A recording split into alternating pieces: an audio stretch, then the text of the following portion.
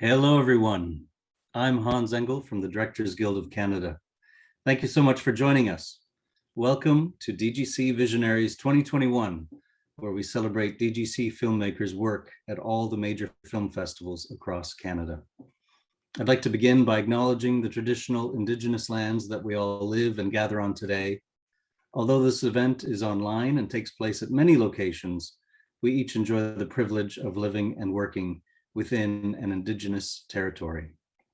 As a gesture of appreciation for our use of these lands, we'd ask that you join us in acknowledging the people who have lived and thrived in these regions across the continent for tens of thousands of years. We're very fortunate to have renowned, prolific writer and journalist Jenny Punter as our moderator. Jenny has been covering the Canadian film and TV industries and select film festivals as a correspondent to Variety since 2008. From 1992 to 2013, she contributed regular film and music reviews and features to the Toronto Star and then the Globe and Mail. During that time, she was an editor and writer for Music Express and Impact magazines, and a contributing editor to Flair magazine. From 2000 to 2012, Jenny was a documentary field producer, researcher, and writer on films for Sphinx Productions, National Film Board of Canada, 90th Parallel, and Storyline Entertainment. She won the 2013 Golden Sheaf Award for Best Research for the TV doc The Real Sherlock Holmes, and she consults on and writes for select documentary projects. Our featured directors tonight are Shasha Nakhai and Ritch Williamson, whose new film Scarborough is at TIFF and many more festivals this year. They have successfully collaborated on many award-winning projects over the last decade, and their work has been screened at festivals worldwide. They've been aired on BBC, CBC, and ZDF Arte, presented at the Museum of Modern Art, awarded Vimeo Staff Pick and Short of the Week, nominated for 5 Canadian Screen Awards, and shortlisted for an Academy Award. I'd like to welcome Shasha Nakhai, Ritch Williamson, and Jenny Punter. Come on in. Hello. Hello. Welcome.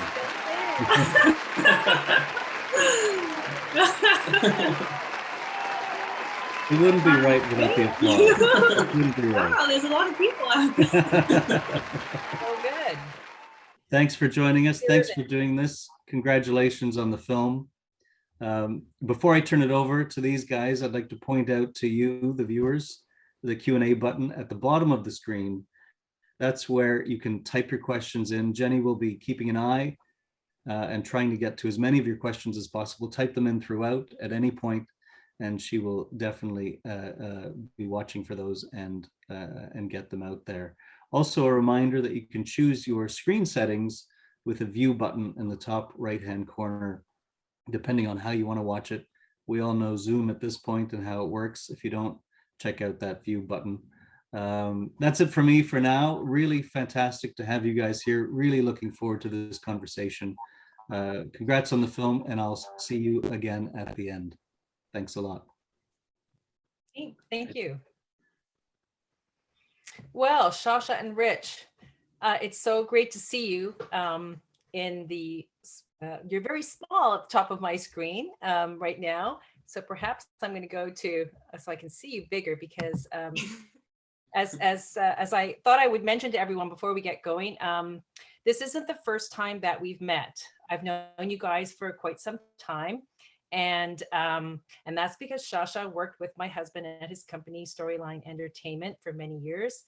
And they worked on many projects together, including some films that we may have time to talk about later.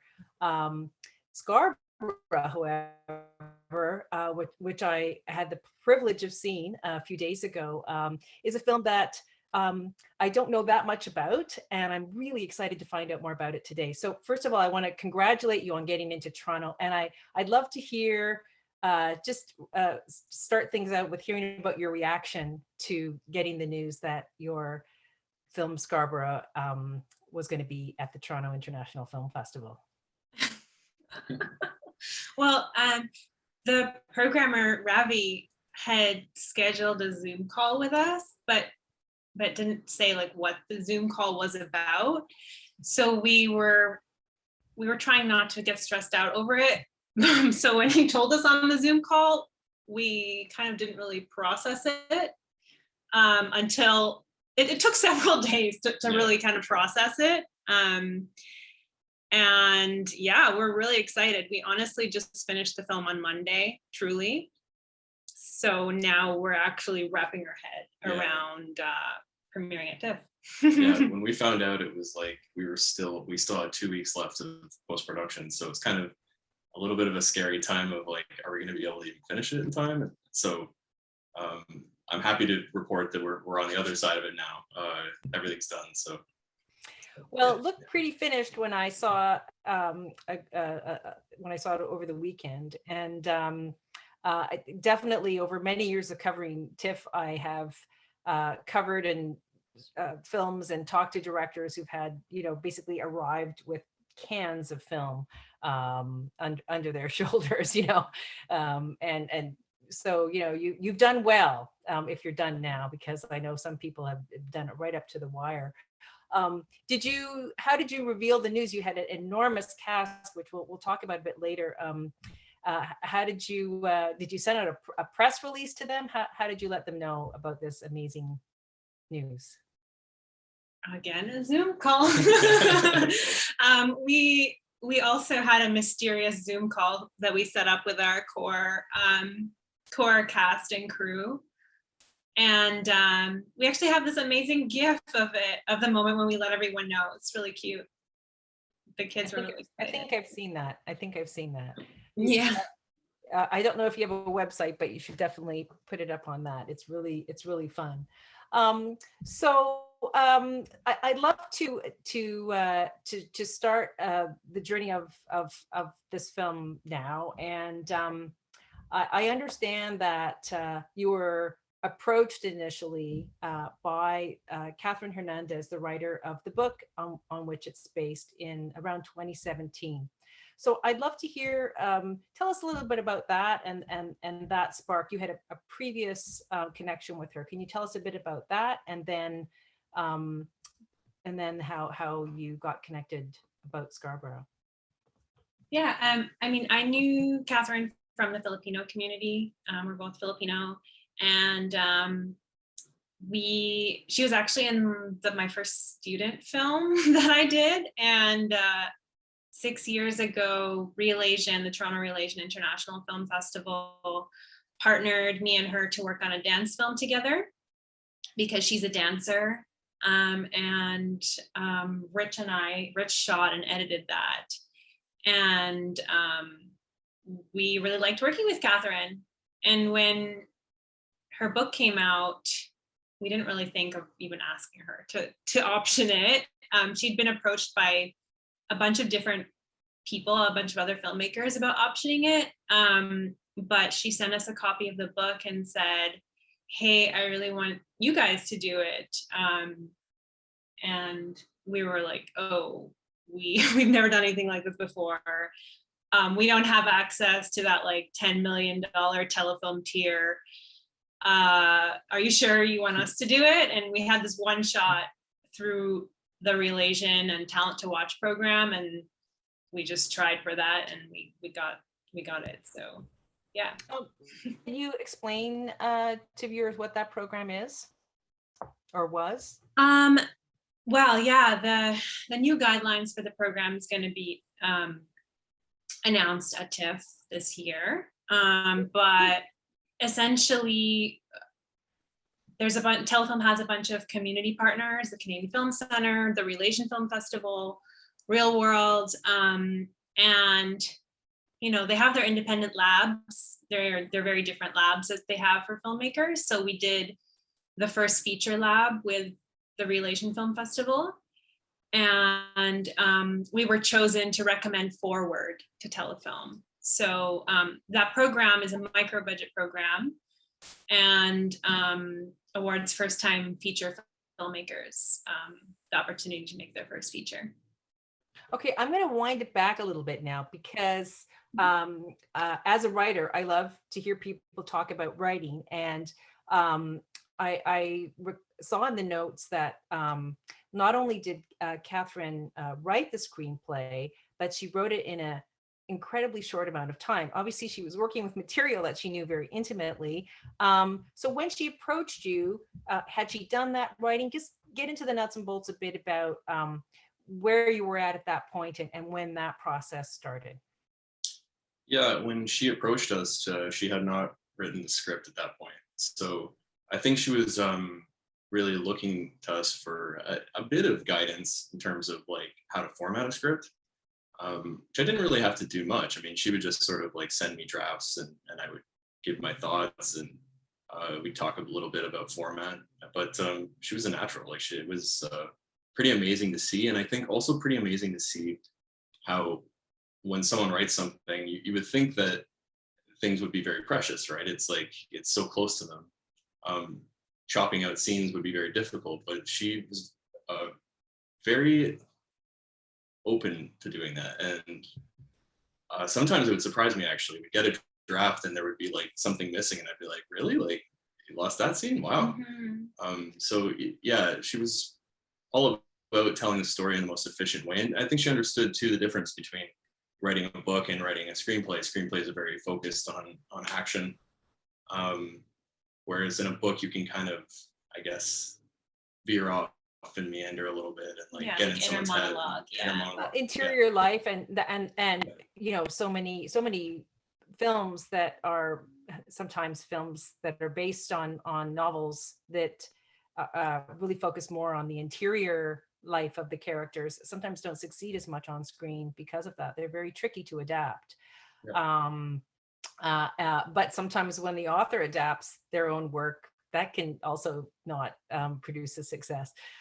And that's interesting to hear that. I understand that she's been a playwright for many years, so one presumes that was an advantage in terms of you know, because playwrights are often workshopping their work, right, and getting criticism and feedback from actors and other collaborators. For sure, like having that sounds like that was your process. Yeah, having written for theater was a huge part of how successful we were collaborating together, because she was used to, you know, you write a play and then you hand it over and some other director interprets the play creatively and does whatever they see as the vision. So she was kind of used to that process already, and that really helped us.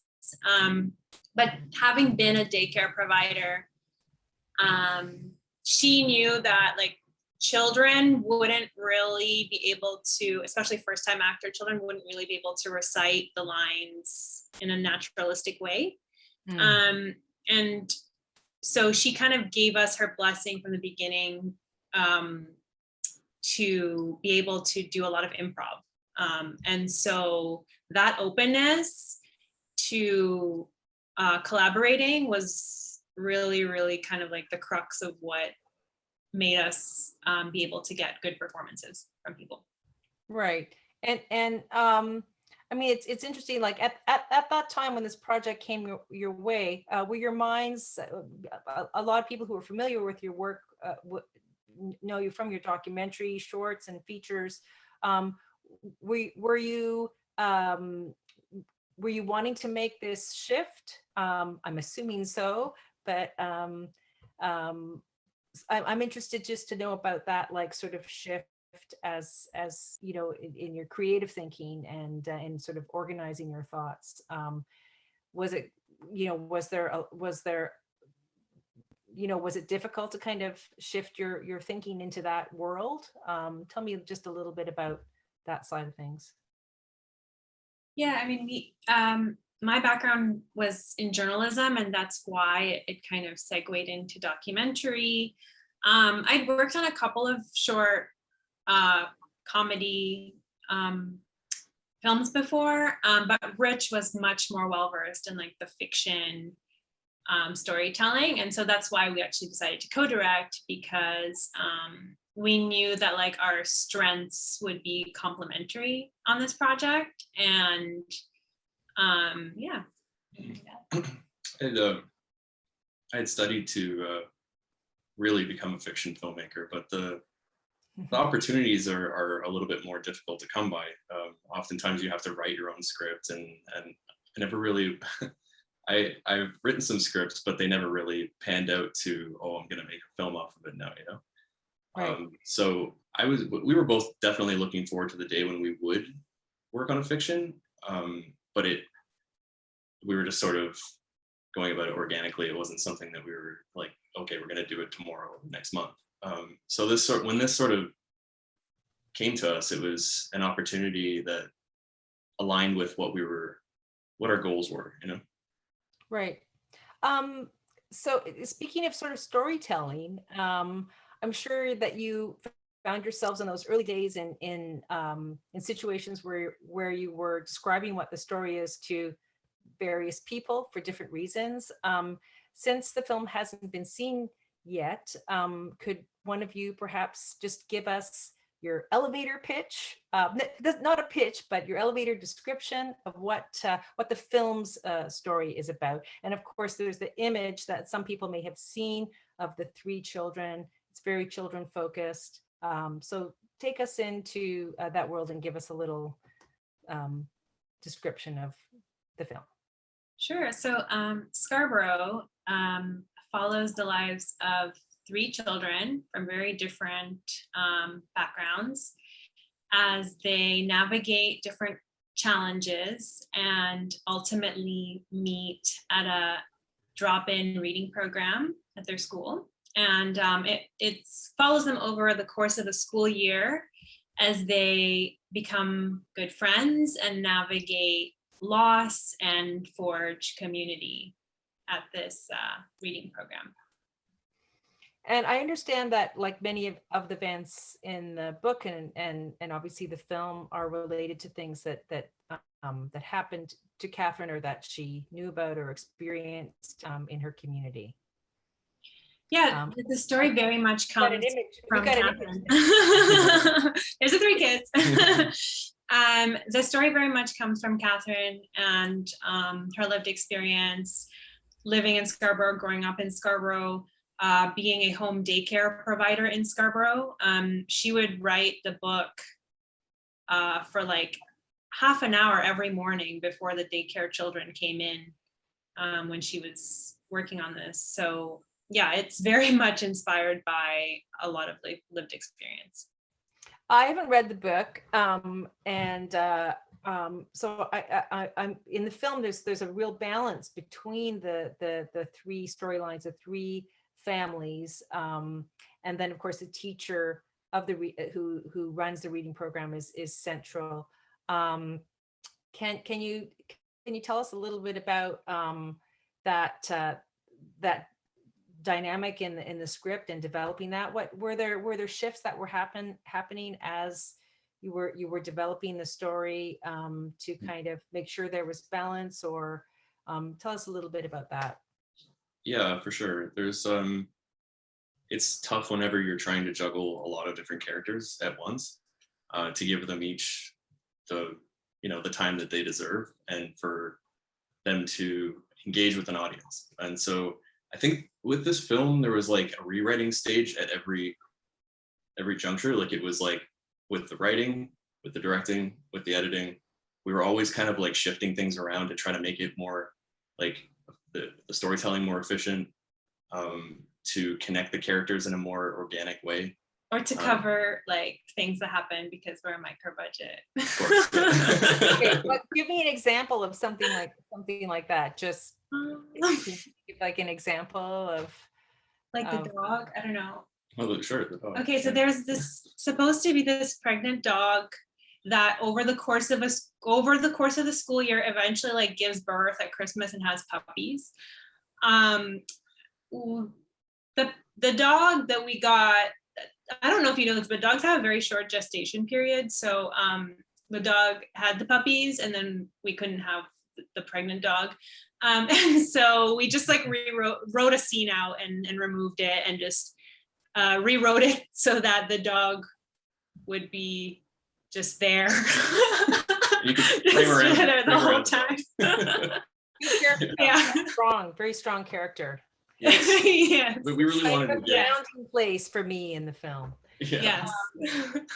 I'd like to get it in a little bit into sort of like the further into the development stage. And you mentioned some key funding that you got. Was that your first funding? And how far did that get you? Was your team still just the two of you at that point? It should be pointed out, it may have been already that Ritch is not only the co-director, but also is the cinematographer and editor. So that makes for a very lean team. How long did that team, that core team last in the development side of things? Let's just get into that space now. Well, I mean, firstly, I think it's worth mentioning that we were hired, essentially, we were given the project by Catherine because we're a documentary team. And one of the things that we do as documentarians is we try to keep things very compact, try to keep our team nimble. And so we didn't want to change it up too much. We wanted to kind of remain in that space and not be too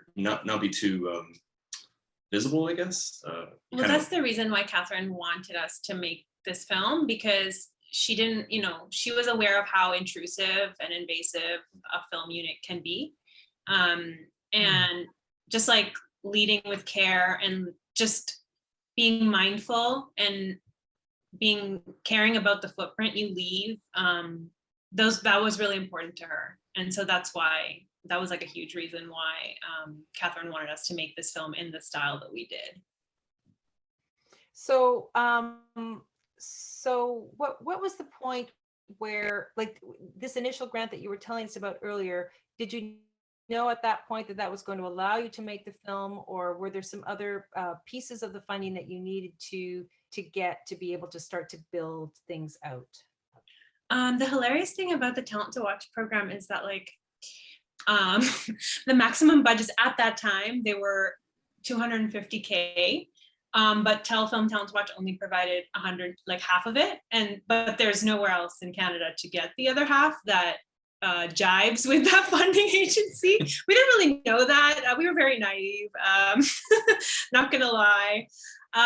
We did know that we could make it with that amount though, but at great cost. Like, it's a gigantic amount of deferrals. We worked for free on this film for 4 years. That's a lot of work. But yeah, we knew that just by the nature of shooting a documentary style, that we would be able to do it. Yeah.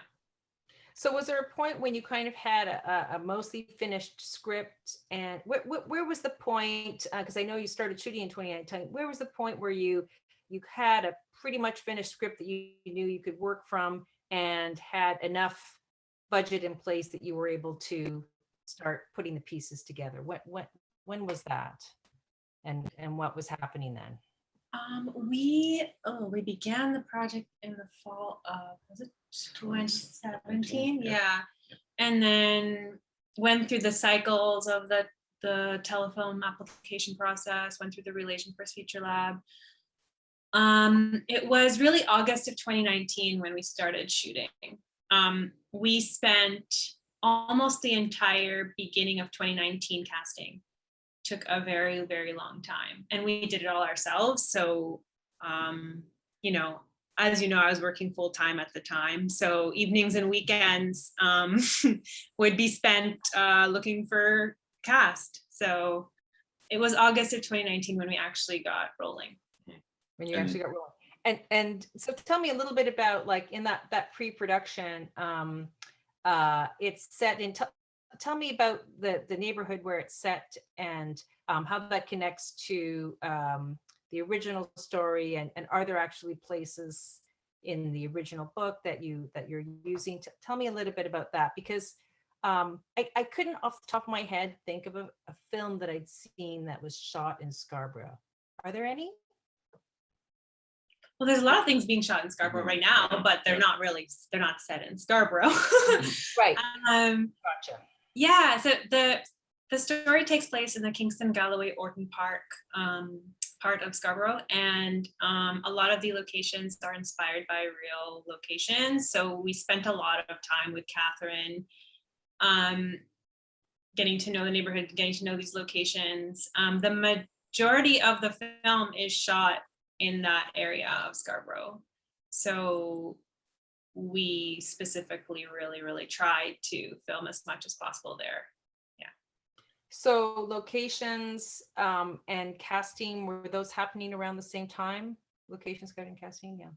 Yeah. And Yeah, locations, casting, and pre-production sketching, planning out, like possibly like storyboarding a bit to try to like kind of anticipate what was coming, because we knew that we would be super busy. And you know, when you're trying to direct, especially direct children, you want to make sure that you've got all your shots set up and like you know exactly what you're going to do ahead of time. So we used that time wisely to try to like just plan things out the best we could. right. So we have a clip from the film. Mhm. Do you want to, because I'd like to talk about casting and working with children, and I think this could be a good time. Shasha, do you want to maybe set us up a little bit for that, without any spoilers, get us to that point and give us some context about what we're going to see? Sure. So in this scene, it takes place in the drop-in reading program center, the literacy center. And you're going to meet Ms. Hina, who is the facilitator of the program, and Laura, who's played by Anna Claire Beitel, and Connor, who plays Connor Casey, who plays Corey is played by Connor Casey, and Miss Hina is played by Aliyah Kanani. Yeah, do we just anything else we need to set up? No. Laura's a little girl who is surviving neglect, and she really takes to Miss Hina, the facilitator of the program. And she is, well, how old is she? Or what's her, she's in grade? Now she's 10. Yeah. She'd be 7 or 8. Right? 8. Yeah. She would have been 8 here. and the reading program is partly, can you just give us a little bit of context about the reading program? It's more than a reading program. Yeah, so it's inspired a little bit by, I don't know if you know the early on centers, Yes. but those are for younger children. So it's kind of like before school reading program that parents can like drop into, and there's free breakfast. And for the majority of parents that come to the literacy center, at the beginning, they come there because there's free breakfast. And yeah, that's the literacy center. So can we roll a clip now?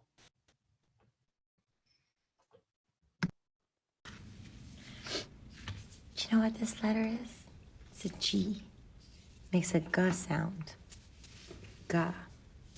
Do you know any words that start with a G sound? G. Goodbye.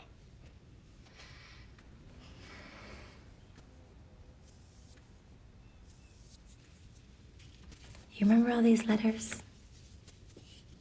What if you put all those sounds together? Hug. Hug. Yes! Laura, you just read your first word. Congratulations. Laura, is it okay if I give you a hug?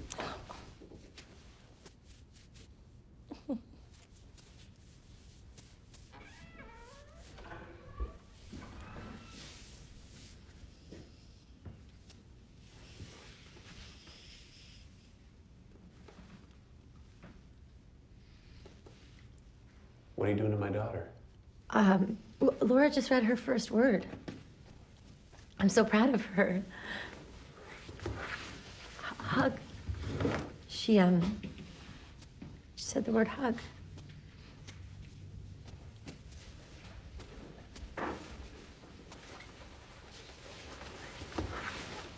There's a box of food still You guys should take it home. It's just gonna go bad if you... I don't want your food box, and I don't want you touching my kid.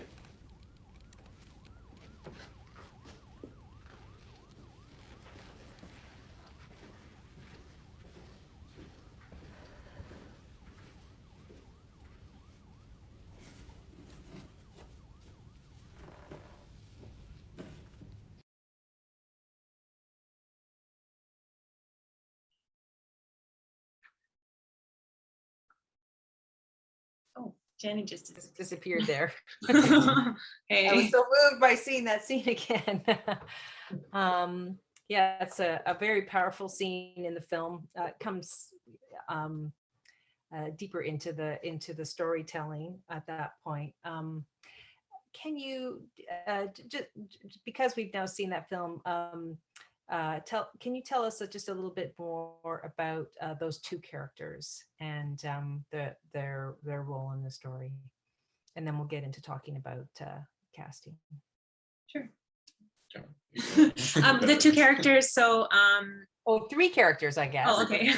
Yeah. So as you can see, Miss Hina is trying to support the family, and she has leftover food from the program that she's trying to let families take home for the Christmas holidays. And how do I say this without spoilers? As you can see, Corey he plays a white supremacist character, and so he's very distrusting of Miss Hina. And his daughter, Laura, she rarely ever receives love or care from anyone. And so having this, this facilitator of this program take an interest in trying to help her with her spelling, she really latches on to her, and they develop a really nice relationship. So there's a really interesting, I guess, I loved all three characters for different reasons, and they're all quite different. And so we've heard a little bit about Laura. Tell us about the other two characters, and then let's talk about how you found the actors to portray them. So we've got, what's his name? Bing. Got Bing. Yes.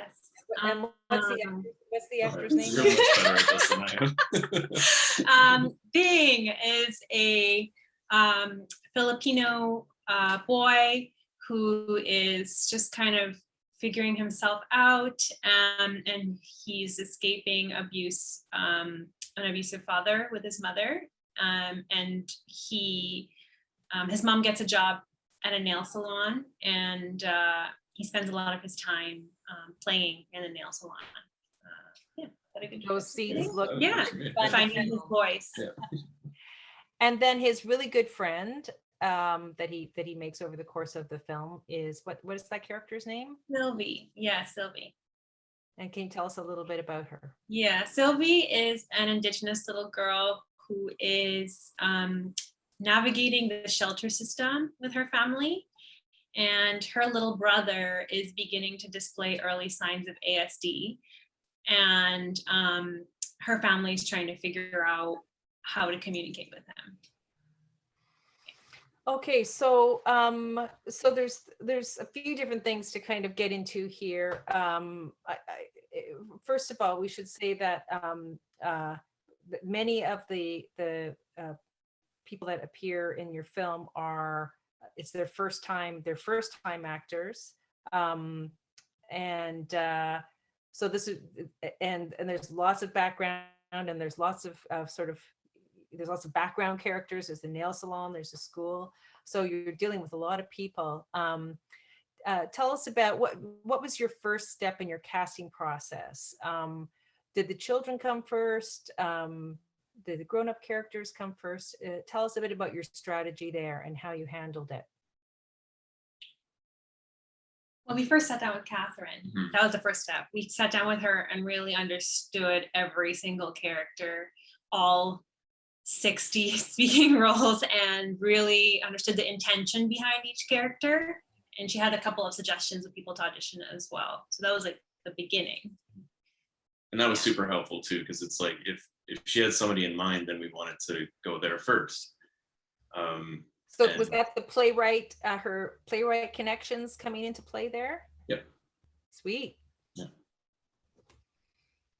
Yeah, so we found some people from the theater world. We found some people who are stand-up comedians, people who actually are the characters that they play in the film. Yeah, it was a whole mix. Yeah, the kids we found Sylvie through social media. We found Bangs at a Filipino arts school in Scarborough. And we found Laura through Children Arts Theater School. She was taking like a drama class there. So we really looked everywhere. Right. So a constant process. And obviously you were working quite closely with Catherine, who's intimate with the community there and has also, that comes from the world of theater. In terms of just like preparing to work with children, can you talk a bit about that? I know there's probably, or people watching now or in the future that are making films but haven't had an opportunity to work with children yet. What did you know about working with children? Did you have any advice? Did you look up any references? How did you prepare for that? I guess the advice is don't work with children That's what they on your say, first but film. it's not I guess that was the advice. It's not true. Is that true? It's all a lie. That's what they tell you, and that's what you read about all the time. But I was kind of surprised that it wasn't that difficult. I guess the only difficulty is that everybody's so different, and everyone works differently, and especially the kids, they all work differently. And so you just need to open yourself up to being just flexible with how they like to work. And I learned early on that I tried not to put a box around their energy, just allow them to be and, discuss with them what the scene's about. And that was just being flexible. I think that was Yeah. We didn't get it at the beginning either. It was a learning process, and we learned over the year of shooting. At first, we did try to be very traditional in our coverage. Like, okay, we gotta get a wide shot, and then, kid, you're gonna land on this line here, and then you're gonna remember this exact line, and then wait one beat, and then look there, and then wait 2 beats, and then look there. Like, that's a lot for a kid to remember, especially a kid that's never acted before. So we just began to realize like the camera just had to be mobile and moving all the time, because sometimes we would only get one take of something, and like we had to get all our coverage in one take. So Right. And more right now, documentary. right. We're talking about the majority of the shooting happened before pandemic lockdown situation. Yeah. So did you rehearse with the children? Honestly, the rehearsal was pretty much the audition. It was like, we went through different exercises and tried different things. And once we found the parents, we would partner them with the children, and then we'd see their chemistry and have them run through different exercises. But we really did not have time to do like traditional rehearsals. And this branches out to a conversation about the adults, but a lot of the time we were like, I was making calls and talking to people for like an hour about what the scene was coming up on Saturday. This is what we're doing, and what do you think about it? And we just chat, and that would be the preliminary work, so that when we got there on the day, we'd have everything kind of sorted out. And because we worked so improvisational, we just sort of went with it. And if something would be, if we stick on something, then we just sort of stop and talk about it. That's so cool. I feel that the Toronto Film Festival, which I've attended for, I don't even want to say how many years, so many years, seeing so many films from different places, as well as many other film festivals that happen in this city. These are the places where you get to see films that from all different countries that use non-actors or first-time actors, and some of those films are are films that have made the strongest impact on me, and that have really where I've really learned something, or I've really felt something, I guess. And I mean, off the top of my head, I'm thinking of, Andrea Arnold, but she's kind of maybe more famous, but where there's a combination of non-actors and actors, and you really can't tell the difference. And that's certainly how I felt when I was watching your film.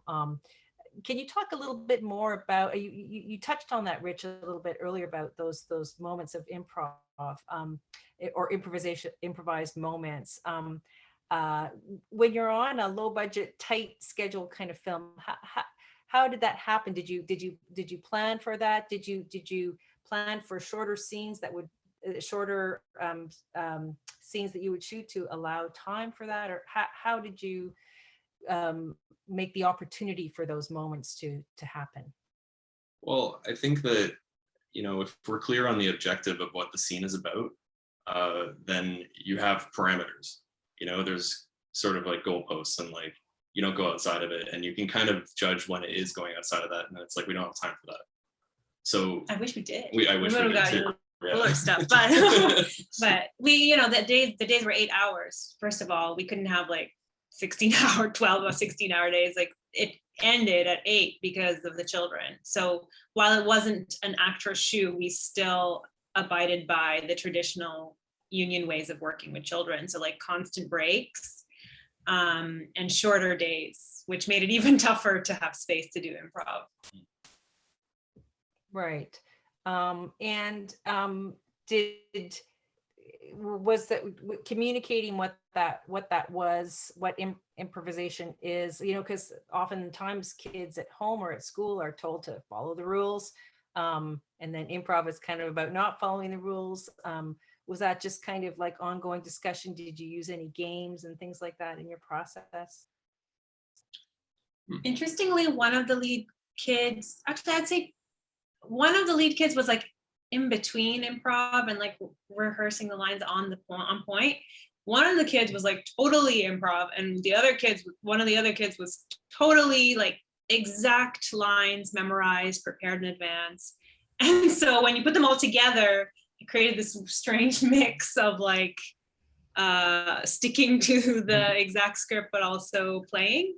So yeah, they all worked differently. And I think the exercise, when it becomes too stilted, or when they're trying to hit the mark, is repetition. That really helps. Like just keep doing keep running the scene over and over and over again, and eventually it just becomes kind of natural. I don't know why that happens. It's just like people forget about what the line is, and then it just kind of comes out naturally. And I would just encourage, like, that word is coming out a little bit weird. What other word would you say instead?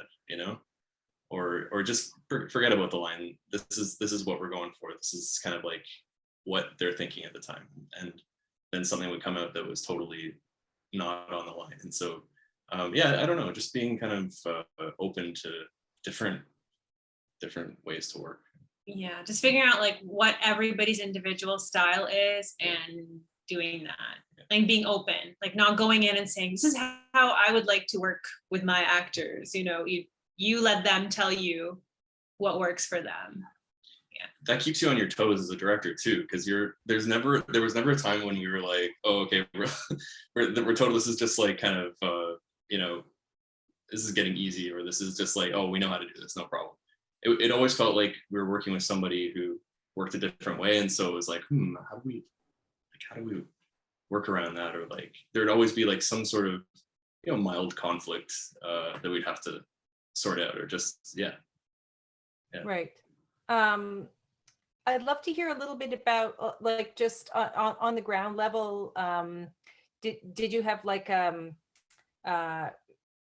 when I'm just trying looking at my notes here, when you had a certain number of shooting days, did you have stretches of days, or were they kind of like on weekends, and was that we're in chunks? Like we had 38 shoot days spread out over 4 seasons, so fall, winter, spring,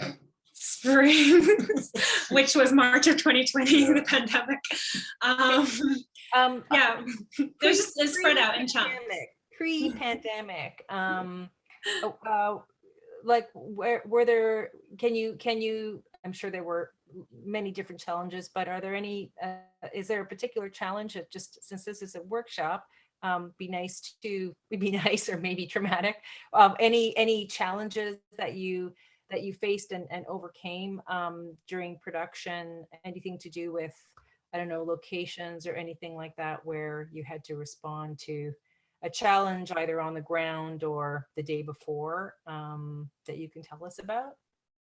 I don't know if there was a day without a challenge. Yeah, Without a that's challenge. a better way of putting it, for Like, sure. we were all wearing so many hats. Like our associate producer, Kenya Jade, she was like driver, lawyer, daycare provider, ice cream getter.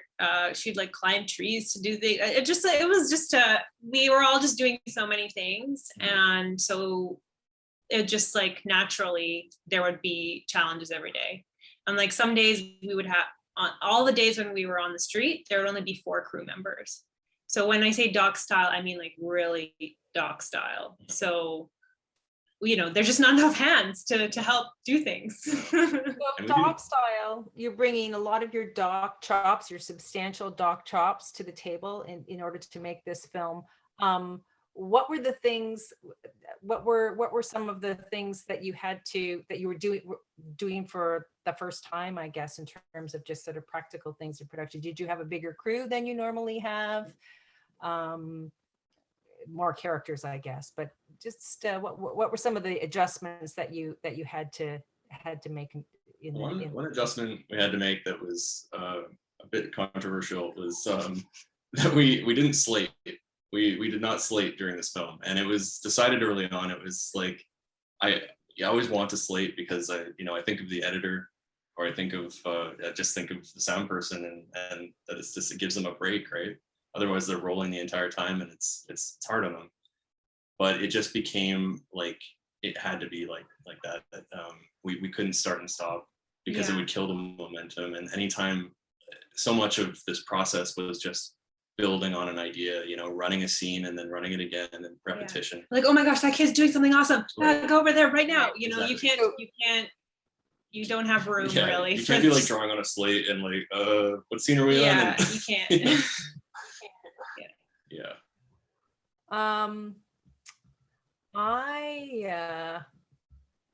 Can you see me still here? I'm like looking at a yeah, question. it's getting dark. Yeah, can you see us? It's getting pretty dark. No, it's getting dark outside. I'd like to, somebody has a question and it's been up for a while, so I want to ask you, and I'm going to read it, okay? Yeah. It's from Rola. And the question is, can you speak a bit more about funding? You said that you had difficulty matching Telefilm's funding. How did you go about breaking down the budget? Was it all decided in pre-development, or did you figure it out as you went? And how much did the budget change over the production? Help, advice. So let's get into that area again. Budget's you're always thinking about the budget all through production. So pick away at that one. I think, we created a breakdown and budget early on in the application process. We did actually stick quite closely on a lot of line items. We actually ended up going only 50 over our original budget. So yeah, like we created a breakdown and we stuck to those parameters of like, okay, we have X amount of cast, X amount of extras. We did stick to those pretty closely, but there would be a lot of ridiculous things that happened that, we'd be in a position where we just had to go with it. And any more detail? Let me reread the question. How did it go? We all decided pre-development. Yeah, it was right before we applied to Telefilm. We kind of locked the budget, and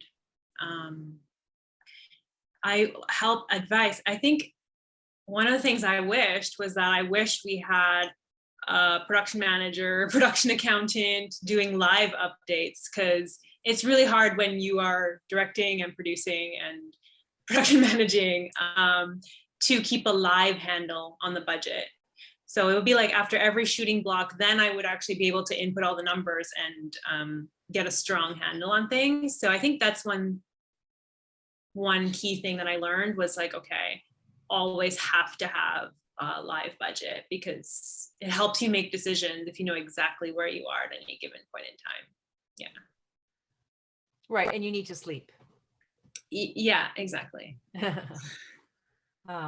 Good. Okay, I'll keep my eye open if there's.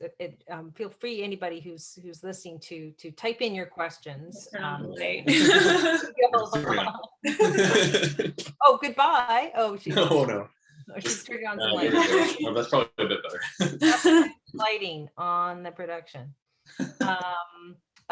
Rich, what type of camera did you use? What was this shot on? Give us a little bit of the technical, what your technical setup was, Sure. and did it change? Yeah, no, it did change a little bit. We started out, well, no, it was shot on the C300 Mark II. We shot with Sigma lenses, so they have like a line of zooms that are very fast, which helped us because we were just shooting with available light. So yeah, we almost always didn't have lighting. Whoa. Almost always, yeah. Documentary style. Woohoo. Doc style, yeah. So it was a good camera to have for that.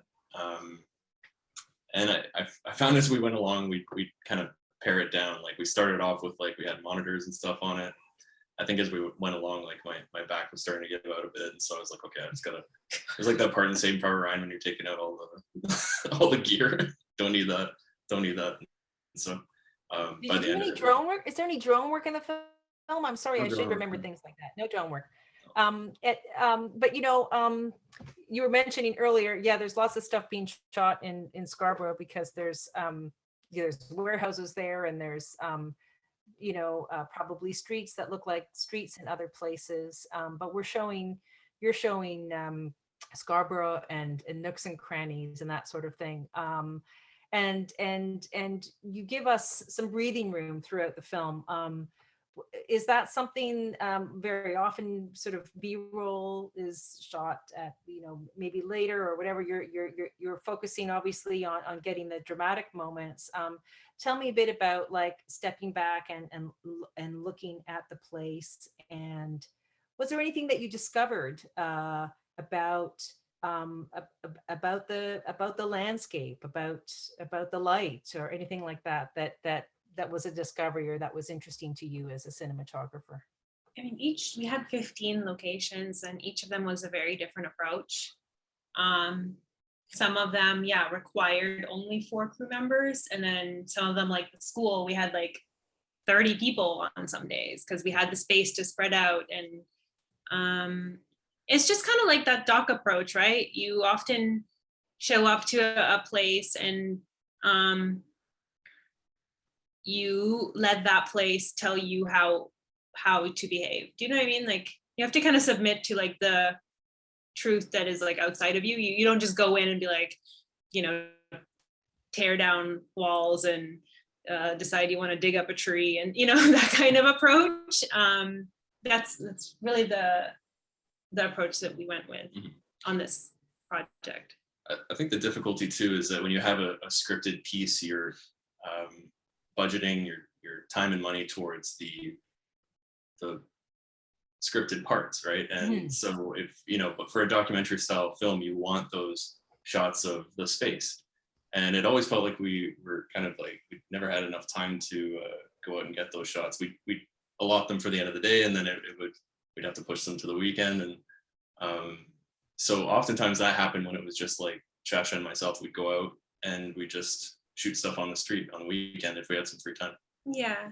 And then over time, some people, developing relationships with people, some people came up and be like, and wanted us to put them in the film. And so, that eventually happened gradually over the year of filming. Here they are that's with their camera.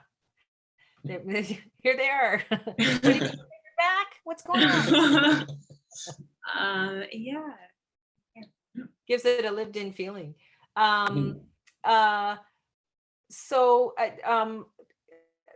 this is like perhaps more of interest to kind of, you know, industry types, I guess, and hopefully we're kind of over the hump now, but you did hit, you were shooting when COVID lockdowns happened and you had some shooting days left. You know, for those who don't understand what that challenge is, for large productions and small, you know, a lot of productions ran into it. Tell us when it happened and how you dealt with it, and did it present any challenges to you in terms of Yeah, story? we're grateful the film even got done. Honestly, we saw the children 2 days ago and they don't look like how they look in the film at all anymore. So I'm grateful that we were able to finish filming before they grew. So yeah, that, well, you know, we had tell me about that. Children. yeah, we had 5 days left on the production, March of 2020, and we had to shut down, and we weren't ever sure if we would ever finish, really. And it was like the entire ending, the climax of the film, that was missing. So the one upside is that we were shooting pretty much in order. So it was like, okay, if they do get a bit older, then that's okay, but they can only get so old, you know, before it's like very noticeable.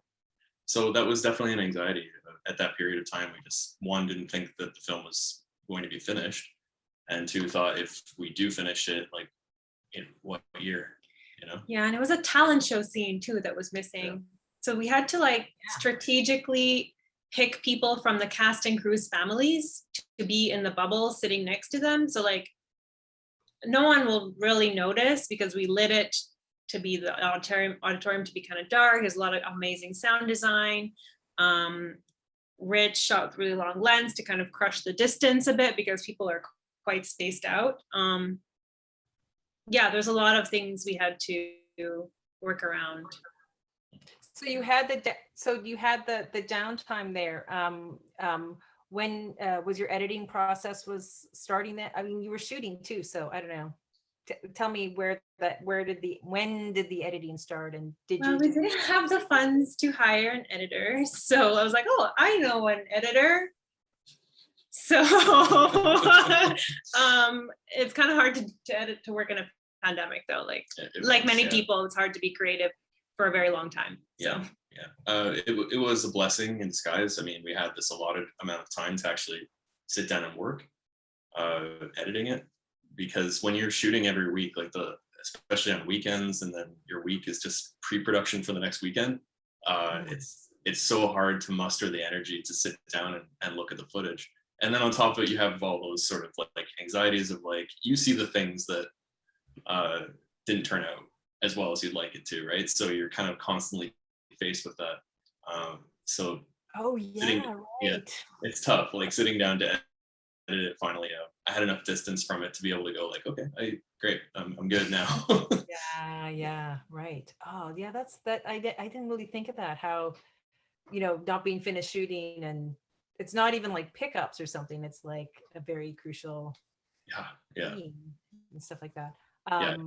But that was ended up sort of being good. Then you were able to kind of get rolling a bit on. It was. I had to like put that out of my mind though. Those remaining 5 or 6 days were so crucial. They're the third act of the film, and so starting editing, it was like I just had to kind of forget about that and go, okay, that's going to happen at some point, but this film needs to be edited, so it's just that. Right. Yeah.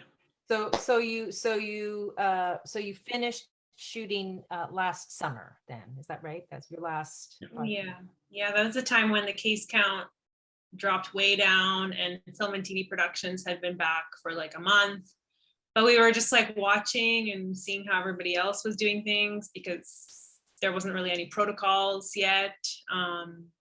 So we waited for like a month before we decided, okay, it's safe enough for us to do this. And yeah.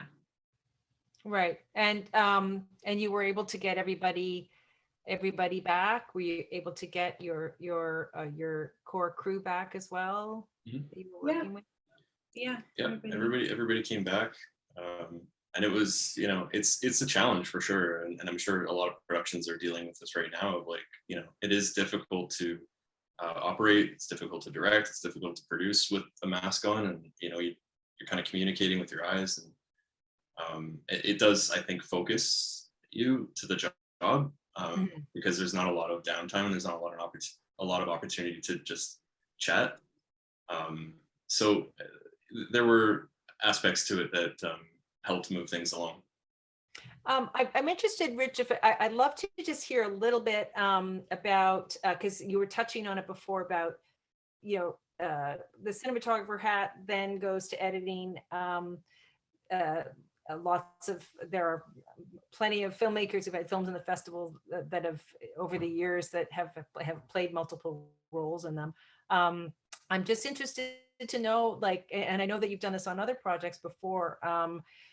Is there an interesting dynamic there? Like, does one hat, so to speak, learn from the other, or are they really separate activities? Does one inform the other, or do you Objectively, I would say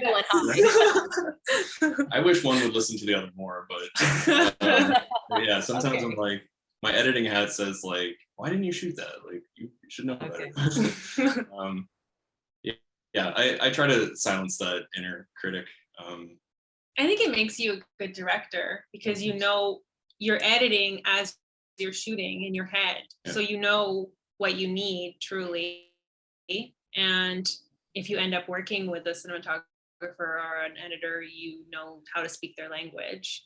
So I think it is great. Yeah. During your editing Just process, at least know the basics of it.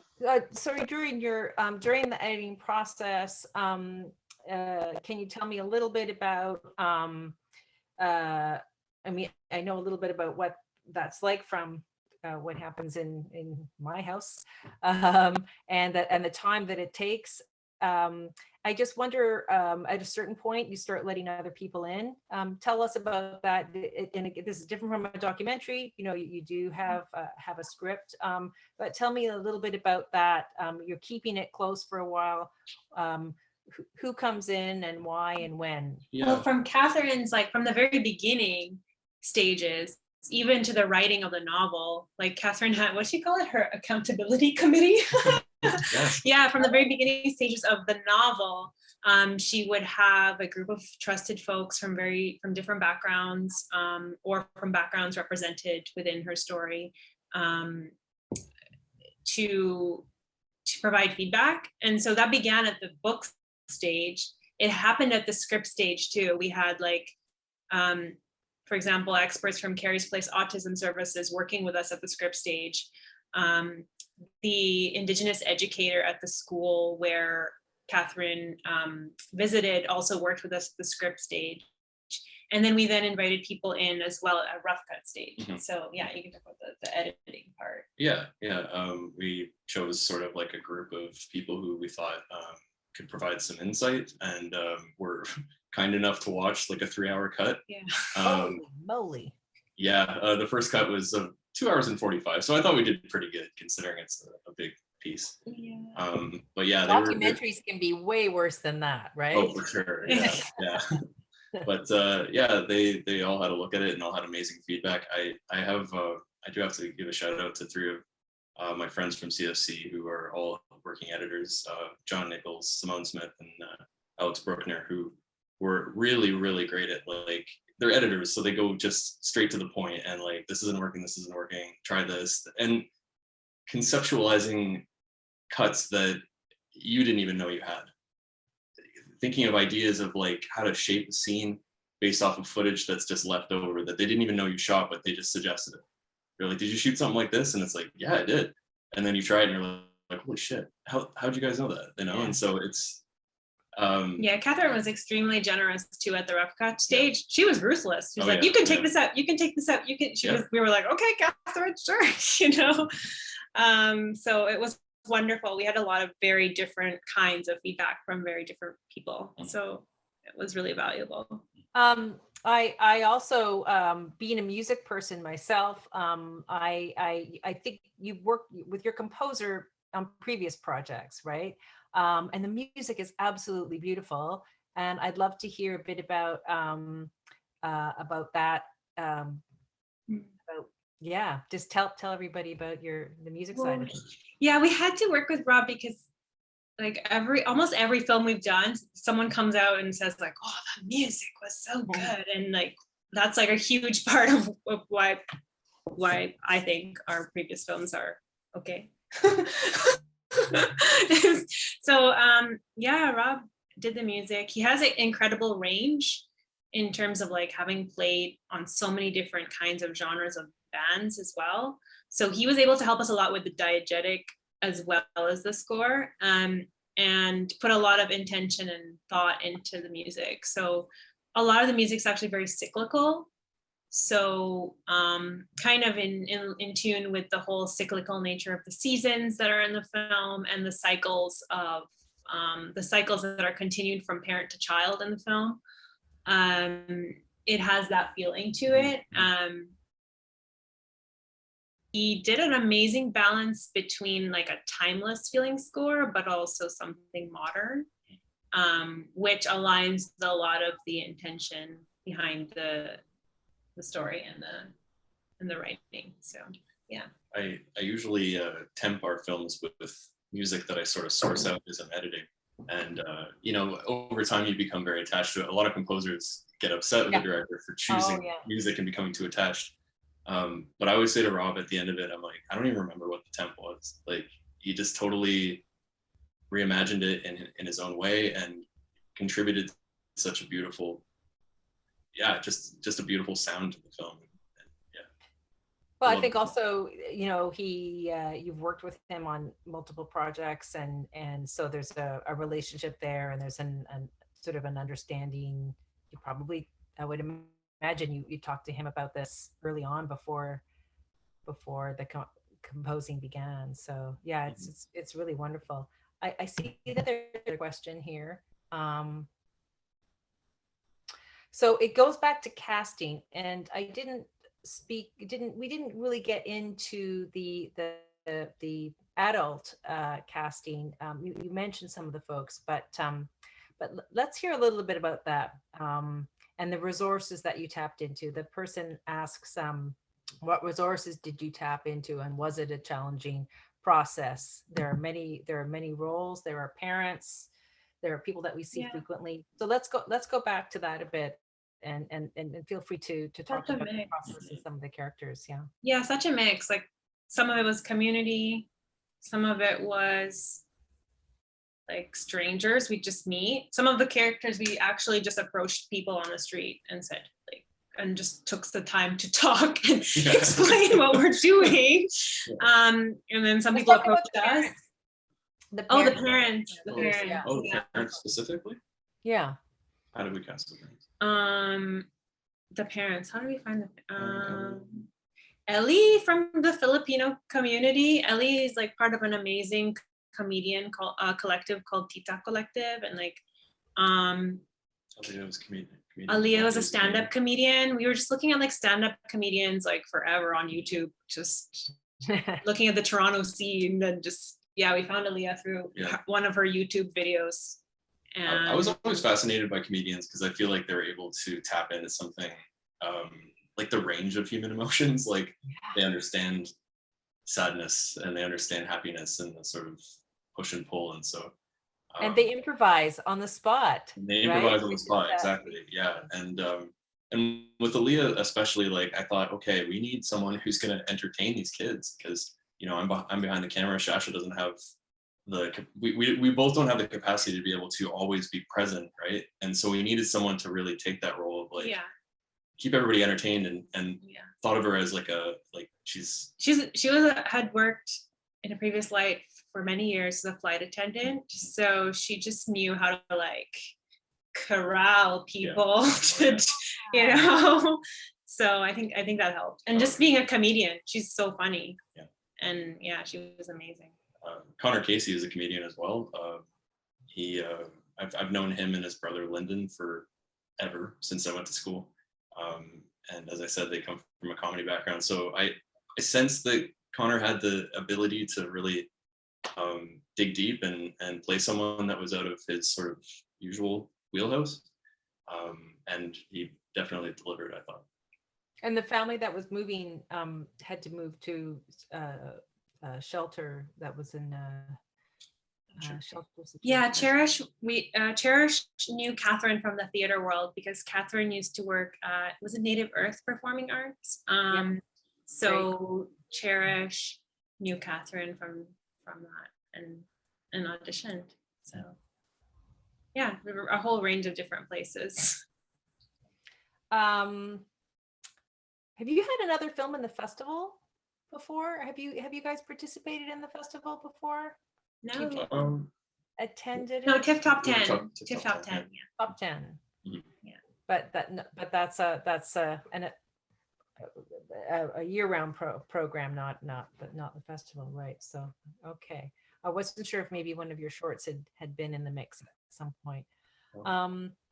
I wanted to just talk a little bit about an area that might be interesting to some folks. A lot of people in film and well, in other areas of the arts will often work with their partner. That's often how they meet, is in film sets and that sort of thing. I told you this was coming, didn't I? And not looking for juicy details necessarily, but just really more about work-life balance. I think a lot of us who work in the arts know that sometimes it's just like, you're living it all the time. Just if you could share a little bit, because I'm sure that there's people out there that might maybe have that experience and are interested just to know how you are able to navigate that. Yeah, it was really challenging. I'm not going to lie, it was extremely challenging.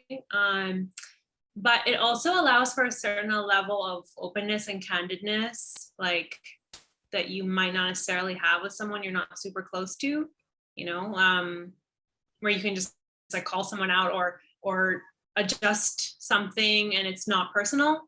You know what Right. I mean? So that was definitely an advantage on this project, I would say. Yeah. Over the years, we've developed this sort of a shorthand where it's more like looks now and like just gestures. Yeah. You don't want to take too much space. Like when you're trying to let people be themselves and like just be themselves, you as the directors, you don't want to take too much space. You kind of want to fade a little bit into the background. And so that was helpful because we just understood each other without having to like talk or discuss things too much, and we'd be able to discuss it the night before rather than on set. So it provided a level of efficiency, I would say, but also another level of stress to come home and be working 24/7. Yeah, and turning it off and then deadlines and stuff like that, for sure. And our apartment became like the props department as well. So it was like we had, Corey's jacket, and we had the stroller. We had a stroller, a wheelchair. And then our apartment flooded during production. So the floor was missing. And then we had it looks nice now, but there was props stacked to the ceiling pretty much in here. So, yeah. So you're constantly reminded. So there was no escape. Yeah, and then COVID comes and there really is no escape. So right. Exactly. We held on to a lot of the props for a really long time. I only got rid of them like last week because we weren't sure if we'd have to reshoot things. Yeah. Or, I don't know. There was always the fear that we might have to go back and shoot something, and so it's like, okay, we'll hold on to the props. And so this is the first week of props. So when is your world premiere? It's next Friday at 4 p.m. at the TIFF Lightbox. Very exciting.